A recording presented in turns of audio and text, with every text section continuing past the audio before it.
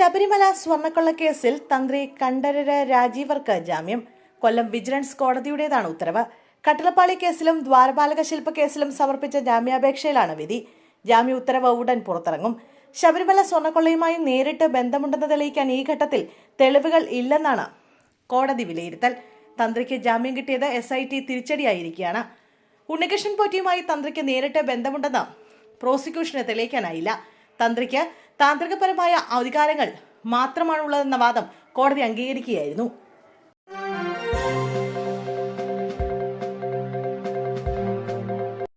പാലാ മണ്ഡലം തിരിച്ചുപിടിക്കാൻ നിഷ ജോസ് കെ മാണിയെ കളത്തിലിറക്കാൻ കേരള കോൺഗ്രസ് എം.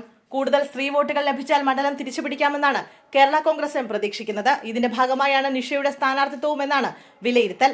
തെരഞ്ഞെടുപ്പിനെ അഭിമുഖീകരിക്കുന്നതിന് മുമ്പ് മണ്ഡലത്തിലെ പൊതുപരിപാടികളിൽ സജീവ സാന്നിധ്യമാവുകയാണ് നിഷ ജോസ് കെ മാണി. കേരള രാഷ്ട്രീയത്തിലെ വിശുദ്ധ നഗരം എന്ന് വിശേഷിപ്പിക്കപ്പെടുന്ന മണ്ഡലമായ പാലയിൽ ആര് മത്സരിക്കുമെന്നാണ് കേരളം ഉറ്റുനോക്കുന്ന കാര്യം.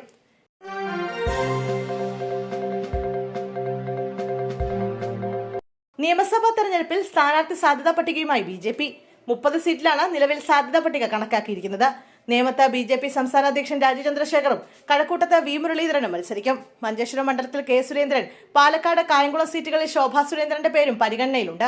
വട്ടിയൂർക്കാവിൽ R ശ്രീലേഖയും കൃഷ്ണകുമാറും മലമ്പുഴയിൽ C കൃഷ്ണകുമാറും മത്സരരംഗത്തുണ്ടാകും. പാലയിൽ ഷോൺ ജോർജും തിരുവല്ലയിൽ അനൂപ് ആന്റണിയും മത്സരിക്കും.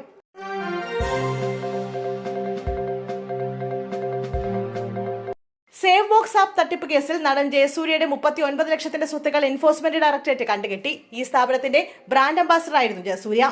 കേസിന്റെ ഭാഗമായി ED ജയസൂര്യ 2 തവണ ചോദ്യം ചെയ്തിരുന്നു. അന്വേഷണത്തിൽ ജയസൂര്യയുടെയും ഭാര്യയുടെയും അക്കൗണ്ടുകളിൽ ഏകദേശം 1 കോടിയോളം രൂപ എത്തിയതായും ഇതിനകം ED കണ്ടെത്തിയതായി റിപ്പോർട്ടുകൾ സൂചിപ്പിക്കുന്നു.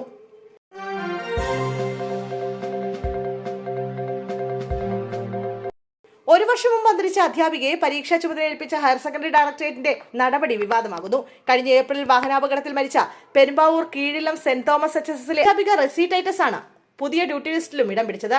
വളയൻ ചിറങ്ങര സ്കൂളിലെ ഡെപ്യൂട്ടി ചീഫായാണ് റസിയെ നിയമിച്ചിരിക്കുന്നത്.